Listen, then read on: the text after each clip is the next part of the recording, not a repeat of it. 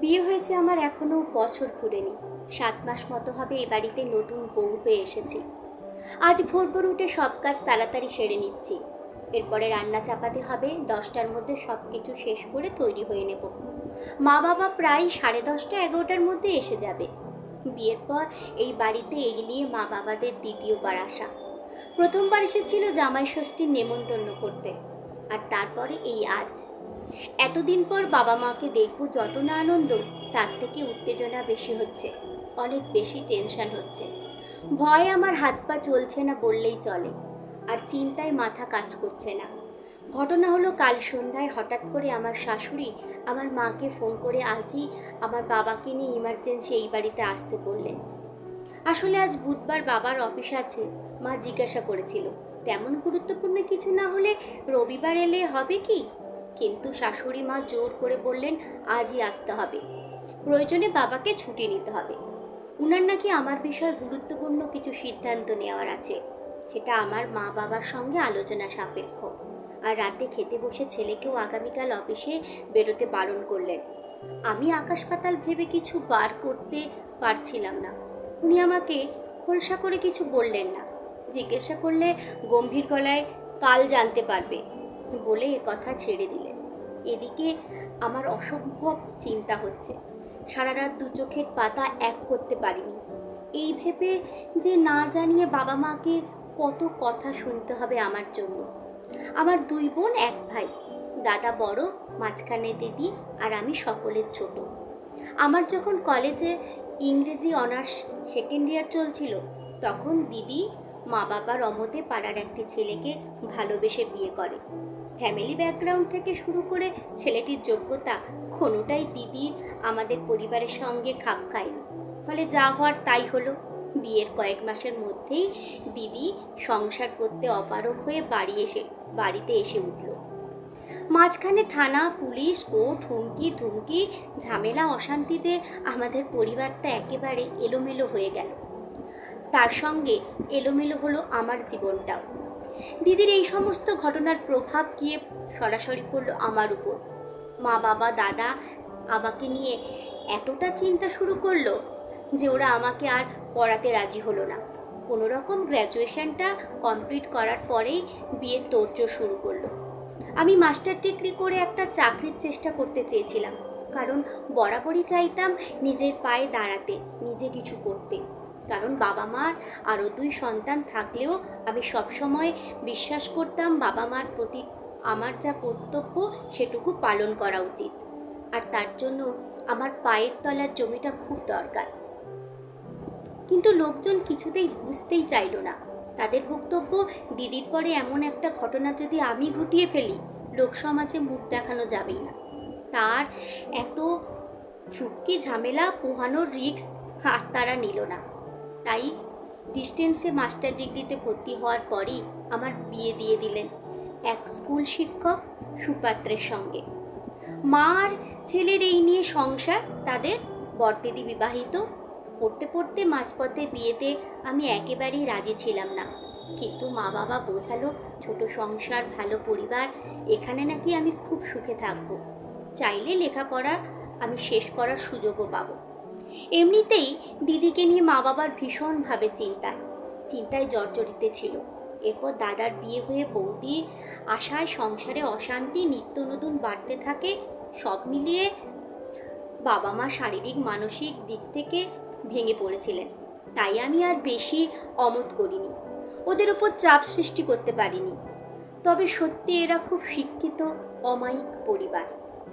আমার স্বামী পলাশ খুব ভদ্র, শান্ত, নির্বিবাদী মানুষ। শাশুড়ি মায়ের সঙ্গে আমার সম্পর্ক যথেষ্ট ভালো, তবে একেবারে যে মাখো মাখো তা বলা যাবে না। হাতের 5টা আঙুল যেমন সমান হয় না, সপ্তাহের সব দিন যেমন সমান যায় না, এক এক জায়গায় বাসন থাকলে যেমন ঠোকাঠুকি লাগে, আমাদের সম্পর্কটাও তেমনি ট্রিপিক্যাল শাশুড়ি বৌমার সম্পর্ক। আমার হাতের রান্না যেমন ওনার ভীষণ পছন্দের, তেমনি আমার জামা কাপড় কাচা, বাসন মাজা ওনার মোটেই পছন্দ নয়। আমার হাতের সুন্দর সুন্দর সেলাই উনি ভীষণ গর্ববোধ করে দেখে, কিন্তু আমার ঘর মোছা ওনার ভীষণ অপছন্দ। থাকার বিভিন্ন পরীক্ষায় বসায় যেমন ওনার পুরোপুরি সাপোর্ট, ঠিক তেমনই আমি চুড়িদার পরে বাইরে বেরোলে বেশ অসন্তুষ্ট হন। পলাশের সঙ্গে আমার খুনসুটির সম্পর্ক উনি যেমন মজা পান, আবার স্বামীর কথার অবাধ্য হলে আমাকে শাসনও করে। তাই নিয়ে আমার বিশেষ কোনো অসুবিধা হচ্ছে না, কারণ উনার আচরণটা একতরফা শাসকের ছিল না, শাসকের মোড়কের ভেতরে ভালোবাসায় ভরপুর ছিল। আর সেই ভালোবাসা আর শাসন করার অধিকার আছে বলে আমিও মনে করি। আমি উনার কথার বিশেষ অবাধ্য হইনি, স্বেচ্ছাচারিতা কখনোই চালাইনি। তাই আমার মা বাবার সঙ্গে যখন ফোনে উনার নিয়মিত কথা হলেও আমার সম্পর্কে উনি কখনোই কোনোদিন কোনো নালিশ বা অভিযোগ করেনি। এমনকি নিজের মেয়ের সঙ্গে কখনো আমার বিষয়ে কুটকাচালি করতেও শুনিনি। সংসারের হাড়ির খবর বাইরে নিয়ে যাওয়ার প্রবল বিরোধী ছিলেন উনি। তাহলে আজ এমন কি করলাম যে মা বাবাকে এমনভাবে মিটিংয়ের জন্য তলব করা হলো? আমি সত্যি ভাবতে ভাবতে চিন্তায় গভীরে ডুবে যাচ্ছিলাম। কিন্তু কি আর করব, অন্যমনস্কভাবে হাতের সব কাজকর্ম সেরে রান্না শেষ করলাম। আজ একাদশী, শাশুড়ি মা বিধবা বলে আমি প্রতি একাদশীতেই উনার জন্য নিরামিষ বিভিন্ন রকমের রান্না করি। সেটা উনার ভীষণ পছন্দের। প্রথমে নিরামিষ রান্নাগুলো একদিকে সরিয়ে রেখে তারপর আমিষ রান্না করে আমি স্নান করে তৈরি হয়ে নিই। প্রায় সঙ্গে সঙ্গেই দরজায় কলিং বেল বাজে। দরজা খুলে দেখি মা বাবা এসে গেছেন। আমি কিছু বলার আগেই শাশুড়ি মা ওনাদের বসার ঘরে সোফায় বসায় আমাকে বললেন, রোদে গরমে মা বাবা এসেছেন, একটু নুন চিনির শরবত করে দে, রান্নাঘরে লেবু আছে দেখ, যদি খান শরবতটা একটু দিয়ে দিস। মা তো অধৈর্য হয়ে শাশুড়ি মার হাতটা ধরে বললেন, কি হয়েছে দিদি, এমন জরুরি তলব ডেকে পাঠালেন? আমার মেয়েকে কিছু করেছে? শ্বশুর বাড়িতে এসে এত অধৈর্য হলে হয়? আর আপনার গুণী মেয়ে কি করছে? অনেক কিছু করছে, তা না হলে শুধু শুধু আবার ডেকে পাঠাবো কেন? যা করছে তা শুনলে আপনাদের মাথা ঘুরে যাবে। এই রকম একটা কাজের পরে আপনাদের ডেকে পাঠাবো না, এমন তো হয় না। আপনারাই সিদ্ধান্ত নেবেন আমার কি করা উচিত। কথাগুলো শুনতে শুনতে আমার মনে হলো আমি ওখানেই অজ্ঞান হয়ে পড়ে যাব। কি এমন কাজ করেছি যার জন্য শাশুড়ি মা আমায় কঠিন শাস্তি দেওয়ার কথা চিন্তা করছেন? আমি জানি না। দিদির পরে আমিও যদি বাপের বাড়িতে গিয়ে উঠি তাহলে মা বাবার সমস্যার শেষ থাকবে না। এর মধ্যে পলাশ নেমে এসে রান্নাঘরে এলো। আমার পাশে এসে ফিসফিস করে জিজ্ঞাসা করলো, এই মায়ের সঙ্গে তোমার কিছু হয়েছে? কি ব্যাপার বলো তো, আমি তো কিছুই বুঝতে পারছি না। আমি চোখের কোণে জল নিয়ে বললাম, আমি কিচ্ছু জানি না। আমি বললাম, আমার ভালো লাগছে না।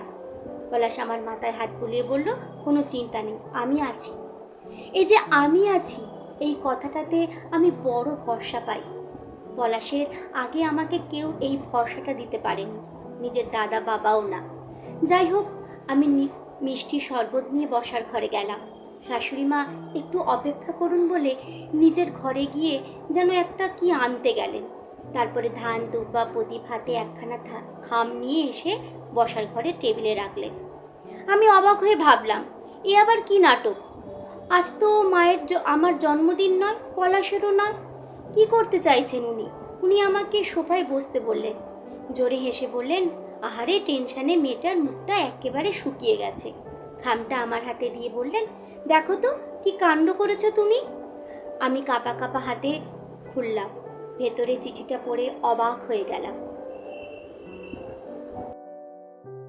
একটা বেসরকারি স্কুলে ইংরেজি বিষয় শিক্ষিকা হওয়ার জন্য জয়েনিং লেটার। মনে পড়ল মাস দুয়েক আগে স্কুলটায় সিভি জমা দিয়েছিলাম, একটা ইন্টারভিউ হয়েছিল। তারপরে বেমালুম ভুলে গেছি। বুঝলাম কাল দুপুরে উপরের ঘরে যখন ঘুমাচ্ছিলাম বাই পোস্টে চিঠিটা এসেছে এবং রিসিভ করেছে আমার শাশুড়ি। আশ্চর্য হয়ে পড়লাম, সামান্য একটা কাজের জন্য তোমার এত আনন্দ, এত আয়োজন? উনি হেসে বললেন, কাজের আবার ছোট বড় কি করে হয়? একজন টিচার সরকারি হোক বেসরকারি হোক, পার্ট টাইম হোক ফুল টাইম হোক, ভূমিকা কিন্তু একই। আর সরকারির মাহাত্ম্য স্যালারি দিয়ে বিচার হয় না, নিজের আইডেন্টিটি থাকা খুব দরকার। তারপর বাবা মার দিকে ফিরে বললেন, মেয়েকে এত পড়াশুনো শিখিয়েছেন, এত কষ্ট করে মানুষ করেছেন, আর মেয়ের উপর একটু ভরসা রাখতে পারেননি? একজনের একটা ভুলের দায় অন্যজনের উপর চাপিয়ে দিবেন বলুন তো? ওকে যদি একটু সময় দিতেন হয়তো এর থেকে অনেক ভালো জায়গায় ও পৌঁছতে পারত। ওর মধ্যে সেই সম্ভাবনা আমি দেখেছি। তাই ওর অনেক দোষ ত্রুটির মধ্যেও ও ওর মেধা অধ্যবসায় আমাকে ওকে ভালোবাসতে বাধ্য করেছে। স্বাধীনতা পেলেই যে সবাই অপব্যবহার করবে এমন কিন্তু নয়। তারপর আমার বরের দিকে তাকিয়ে ফিরে বললেন, ও পলাশ, চাকরিটা ছোট কি বড় সেটার কথা নয়। ও কষ্ট করে এতগুলো দিন পড়াশুনো করেছে, অনেক আশা নিয়ে নিজের শখ আহ্লাদ বিসর্জন দিয়ে বইয়ে মুখ বুজে পড়ে থেকেছে। এই যে সাফল্যটা পেয়েছে ও সেটা একান্তই নিজের। ওখানে তুমি বা আমি বাধা দেওয়ার কেউ নেই। আমি নিজেই সারাটা জীবন বাড়ির বউ হিসেবে কাটিয়ে দিলাম। তোর বাবার কাছে 10টা টাকা চাইলে আমাকে হাত পাততে হয়েছে, কখনো দিয়েছে কখনো দেয়নি। শুনতে হয়েছে সারাদিন বাড়িতে থাকি, কিছুই করি না। বাইরে বেরিয়ে উপার্জন করতে হলে নাকি বুঝতে পারতাম বাইরের জগৎটা কেমন। মা বাবাকে ইচ্ছে হলেও কোনোদিন দুটো ফল কিনে দিতে পারিনি। শেষ জীবনে মা বাবাকে দুদিন নিজের কাছে এনে রাখার স্বাধীনতাও ছিল না। তুই হওয়ার পর থেকেই আমি প্রতিজ্ঞা করেছিলাম, আমার ছেলের বউ যদি চায় আমি তাকে অন্তত নিজের পায়ে দাঁড়ানোর বিষয়ে সাপোর্ট করব। এই বাড়িতে আমার কথাই শেষ কথা। তারপর উনি ধান ধরবার প্লেটটা মায়ের হাতে তুলে দিয়ে বললেন, মেয়েকে আশীর্বাদ করুন। আজ ওর জন্মদিন, কারণ আজও নবজন্ম নিল। আমি মনে করি প্রত্যেকটা মেয়ের জন্মর খুব প্রয়োজন। স্বামীর কোটি টাকা উপার্জন থাকলেও মেয়েদের নিচের ওয়ালেটের জোর থাকা খুব জরুরি। সেটা অল্প বিস্তর যাই হোক। আমি চেয়েছিলাম, তা তো পারিনি, কিন্তু যে পেরেছে তাকে আটকাতে চাই না। আমি অবাক হয়ে গেলাম। বাইরে না বেরোনো আপাদ মস্তক ঘরোয়া অল্প কথার মানুষ, একটু খিটকেল টাইপেরই। শাশুড়ি মার ভেতরে কোথায় এত আধুনিকতা লুকিয়েছিল। শ্রদ্ধা, ভালোবাসা আর আনন্দ মিশ্র অনুভূতিতে মনটা ভরে গেল। এমনি এমনি কি আর বলে পুরনো চাল ভাতে বাড়ে?